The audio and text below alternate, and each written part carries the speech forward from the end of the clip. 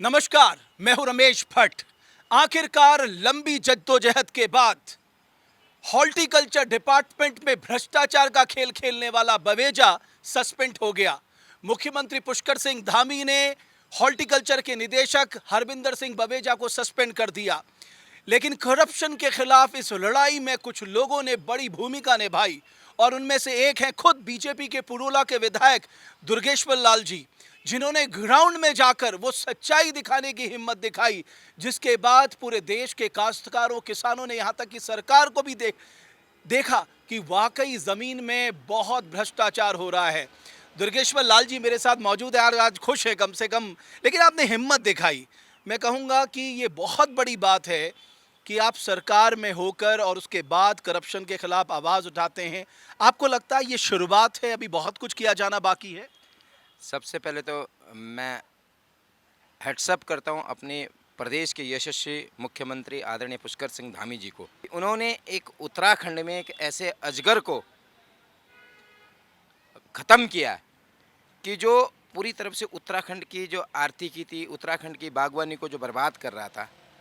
क्योंकि आने वाले समय में अगर वो रहता तो शायद उत्तराखंड की बागवानी ख़त्म चौपट हो जाती। और आज जो प्रदेश के यशस्वी मुख्यमंत्री जी ने जो कदम उठाया, जो आज उसको सस्पेंड किया, वो एक भूतोना भविष्य इस तरीके की एक नज़ीर बन गई। लेकिन सस्पेंशन एक स्टार्टिंग प्रक्रिया मैं कहूँगा। आप सोचिए वो कितना करोड़ों का घोटाला करके बैठा हुआ है। आपने खुद कहा वो सांप नहीं, वो अजगर है। तो इस अजगर ने जितना माल निगला है जनता का, काश्तकारों का, एक्सचेकर का, वो भी तो बाहर आना चाहिए। देखिए ना, मैं आपको कहना चाहता हूँ, पहला स्टेप उठ गया ना, and I am damn sure उससे रिकवरी भी होगी।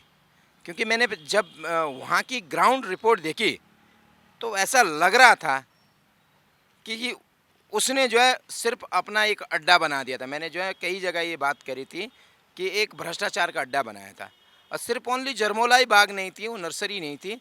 मुझे लगता उत्तराखंड में पता नहीं कितनी नर्सरियाँ होगी जिसमें इस तरीके का भ्रष्टाचार किया होगा, कि आने वाले समय में उस पर रिकवरी भी होनी तय है। क्योंकि जिस तरीके से उसने भ्रष्टाचार किया था, मुझे नहीं पता कि अभी तक कैसा बचा।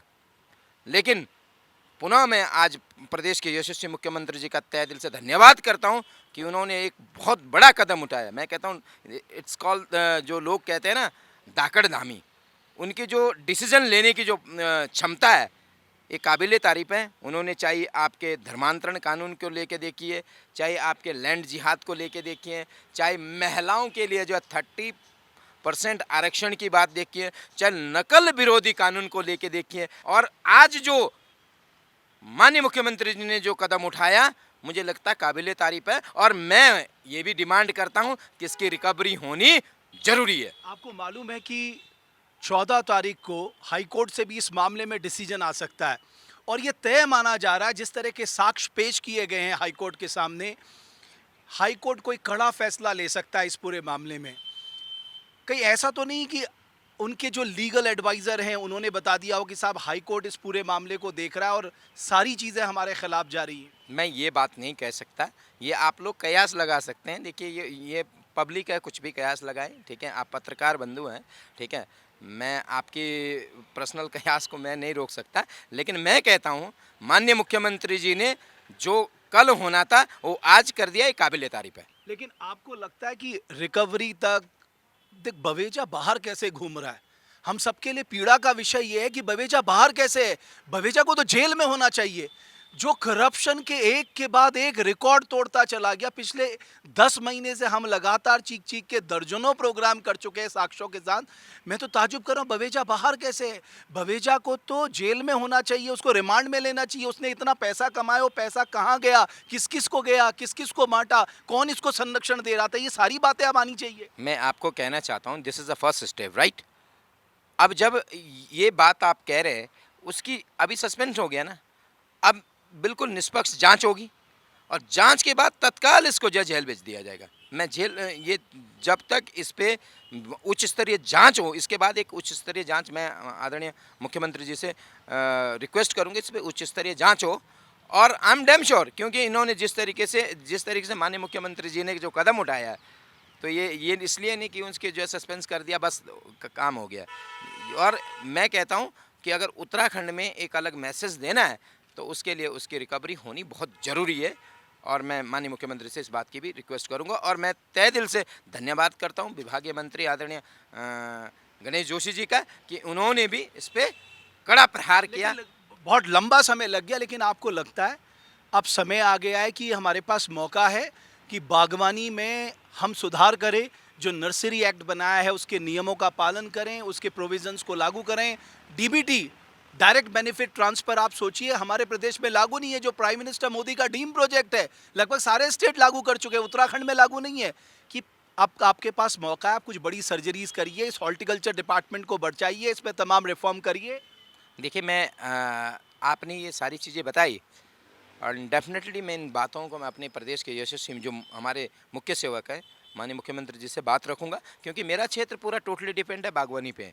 हम लोग 99% हम लोग बागवानी पे डिपेंडेड है। हमारे यहाँ और कोई व्यवसाय का कोई साधन नहीं है। तो क्योंकि सारी चीज़ें जो है एप्पल बेल्ट है, तो अगर ये सारी चीज़ें अगर होती है जो आपने बताई, डीबीडी की बात करी, या यहाँ पे एक नई ऐसी कोई व्यवस्था की जाए कि हमारा जो देखिए अगर किसान अगर बागवान सक्षम होगा तो प्रदेश सक्षम होगा।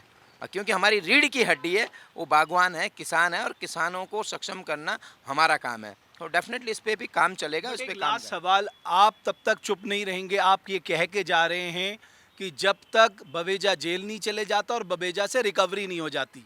बिल्कुल, मैं बिल्कुल नहीं हूँ, क्योंकि भाई मेरे यहाँ कितने किसान हैं, कितने बागवान हैं जिनका हक उन्होंने छीना है। अब आप बताइए कि एक ऐसा व्यक्ति जो बाहर के लोगों के साथ कांटेक्ट किया हुआ है, आप बताइए ठेकेदार भी जम्मू कश्मीर का, उसके लेबर भी जम्मू कश्मीर के, पौधे भी जम्मू कश्मीर के। अरे भाई लोकल लोग क्या करेंगे, उन लोगों को क्या बेनिफिट है? तो जब तक उसकी जांच नहीं होगी इस प्रक्रिया में, वो तो उसके माध्यम से कई सारे उसके इस तरीके के लोग थे जो लोगों को फ़ोन करके धमकियाँ देते थे। और धमकी दे यही नहीं, धमकी दे के अगर अधिकारियों को कहते थे कि तुम हमारा काम नहीं सुनोगे तो तुम्हारा ट्रांसफ़र कर देंगे। तो ये ऐसी सी बड़ी सारी जो है प्रॉब्लम थी और उसका अंत हुआ आज। मैं कहता हूँ देर से ही अंत की शुरुआत हुई है, अंत तो नहीं हुआ है, क्योंकि अजगर बड़ा है, बहुत कुछ निकला है उसने इस विभाग का। It's starting. बिल्कुल आपने कहा। तो दुर्गेश्वर लाल जी का कहना है कि ये शुरुआत हुई है, अच्छी शुरुआत हुई है, लेकिन जैसा कि हमने कहा कि ये अजगर है साहब, इस अजगर ने बागवानी विभाग का करोड़ों रुपया निकला है। जब तक इस अजगर से पाई पाई वसूली नहीं हो जाती और ये जेल नहीं चले जाता, हमें एक नज़ीर पेश करनी होगी और बवेजा जैसे लोगों के माध्यम से पूरे प्रदेश में एक संदेश देना होगा। अगर हमारे किसानों को लूटोगे, हमारे बागवानों को लूटेगे, तो हम तुम्हें पाताल तक नहीं छोड़ेंगे। बहुत बहुत धन्यवाद हमारे इस खास इंटरव्यू को देखने के लिए।